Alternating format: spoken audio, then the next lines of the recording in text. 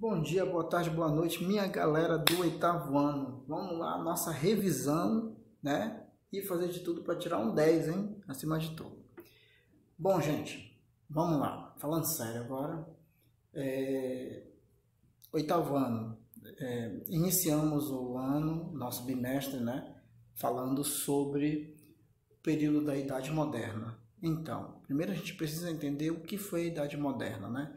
A Idade Moderna ela é marcada por uma série de eventos, né? Então, assim, primeiro a gente vai encontrar na Idade Moderna o período do absolutismo monárquico, depois nós vamos encontrar a Revolução Industrial, né? Mas, no primeiro momento, o nosso livro veio trabalhando sobre a Revolução Industrial, né? No nosso primeiro assunto. Então, no nosso primeiro assunto, nós iremos tratar sobre a Revolução Industrial e no segundo assunto sobre o Iluminismo. E assim vai ser nossa prova, certo? Então vamos lá, falando de absolutismo monárquico. Primeiro vamos ler as informações que estão aqui atrás, anotar que são as partes que mais se destacam dentre o assunto que vocês estudaram aí para avaliação, tá bom? Então, as causas da Revolução. Gente, vamos lembrar, vamos pensar que na Idade Média, né, para as pessoas que viviam já na Idade Moderna, ela era considerada uma idade que não teve grandes evoluções no sentido econômico.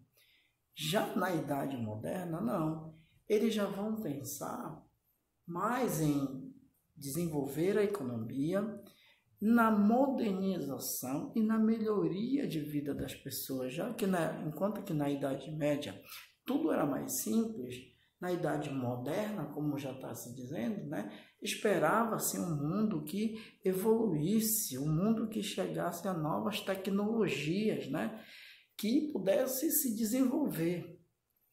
Mas ocorreram problemas também, e é nessas questões que nós vamos tratar também aqui, porque a história não pode apenas viver contando o lado bom das coisas, né? Então, as causas da Revolução. Então, assim, gente, primeiro, a igreja, né, era o inimigo a ser batido, né? Então, a partir do momento em que a igreja foi o inimigo batido, vencido, aí novos conflitos vão surgir. Aí, minha gente, a gente vai ter que entender antes disso que um movimento religioso de cunho político, mas colocado para a religião como foco, que é a Reforma Protestante, vai fazer um reboliço no mundo, né? Um reboliço no mundo, em especial na Inglaterra, que era o centro do mundo. Por quê? A Inglaterra nessa época era o centro do mundo, porque lá vai se dar o desenvolvimento da Revolução Industrial. Então, no nosso primeiro tópico, aí se trabalhou sobre as causas da Revolução. As causas da Revolução é que precisava modernizar, né? Já que tudo era tido como arcaico, então tinha que se pensar uma nova sociedade, né? Um novo mundo, né? Para todas as pessoas poderem viver de forma melhor. E aí a gente vai pensar, no nosso segundo tópico, vem dizer assim mesmo, o modo de produção manufatureiro.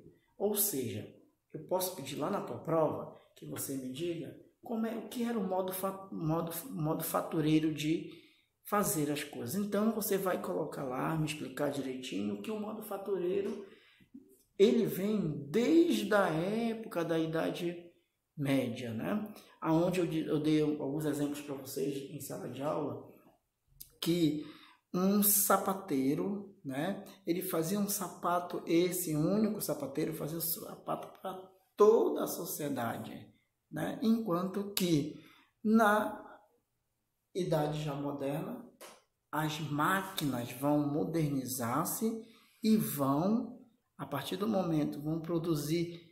Cada pessoa, um faz o cadastro, o outro faz a sola do sapato, o outro já faz,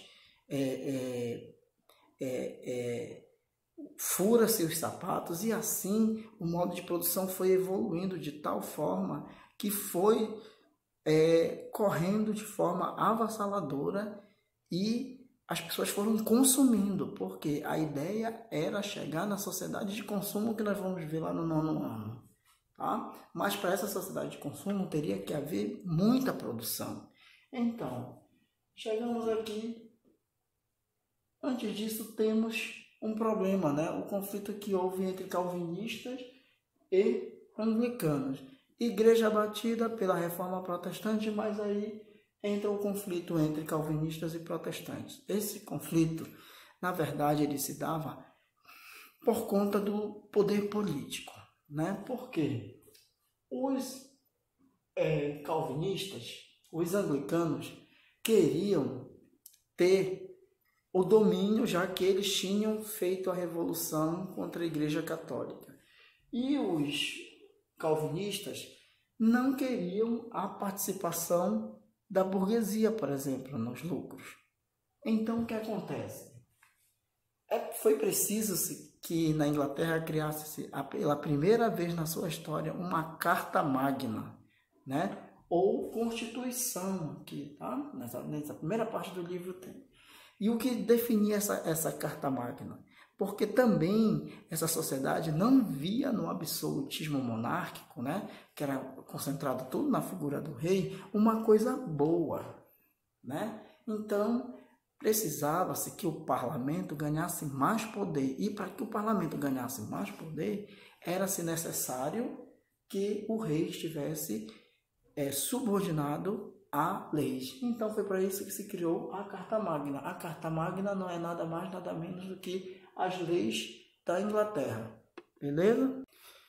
Ainda mais que o rei, geralmente, ele estava muito atrelado à igreja, né? Então, para isso, para que não tivesse uma volta, né, ou uma reconciliação, né, entre igreja e rei, então pensou-se, né, em fortalecer. Nesse período que na Europa surge o movimento iluminista, que faz parte do 2º capítulo de vocês, né? Que lá vocês vão se atentar principalmente, gente, no pensamento iluminista. O que diz o pensamento iluminista? Iluminar, modernizar, tirar o povo, porque esse movimento iluminista que surge, que é o movimento da ciência, ainda havia nesse povo que ainda queria ser governado por um rei ou pela Igreja Católica lá do passado, que se mostrava assim na figura de anglicanos e calvinistas, né, que ainda tinham muito do resquício da igreja neles, viam eles como um povo atrasado, porque pensavam tudo ainda na égide da religião, né? Então, o iluminismo não, o iluminismo ele já vinha com novos ideais que vinham já impulsionados pelos ideais franceses, que mais tarde vai se desencadear lá na Revolução Francesa, que eram, por exemplo, o racionalismo, o cientificismo, o anti-absolutismo, o anticlericalismo, defesa das liberdades individuais. Como é que isso vai se dar, gente? Vai se dar num campo de conflitos muito intenso na Inglaterra, tá?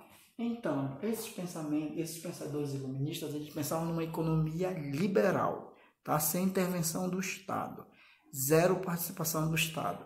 Então, para que John Locke, né, que foi o principal deles, pudesse desenvolver a sua teoria, era necessário que se criasse esses pensamentos aqui. Então, o homem, para ele poder pensar racionalmente, ele tinha que se desvincular da religião. Então, ele tinha que pensar racionalmente, não mais pensar com a razão, não mais com a fé. O cientificismo é porque a ciência deveria estar acima de tudo. O anti-absolutismo porque eles negavam, né? Eles não queriam mais a figura do rei controlando nada, né? Tudo, né? Na verdade. E contra o anticlericalismo, aquela ideia que igreja nunca mais, né? Seria demais voltar, retroceder. E a defesa das liberdades individuais, porque todas as pessoas queriam ter direito, acesso a produzir e a ganhar seu próprio dinheiro. Tá? Galera, estuda esses 2 capítulos, tá? Fiquem tranquilos, vai ser uma boa prova, tá? E que Deus abençoe cada um de vocês. E não esqueçam, o capítulo 1 e 2.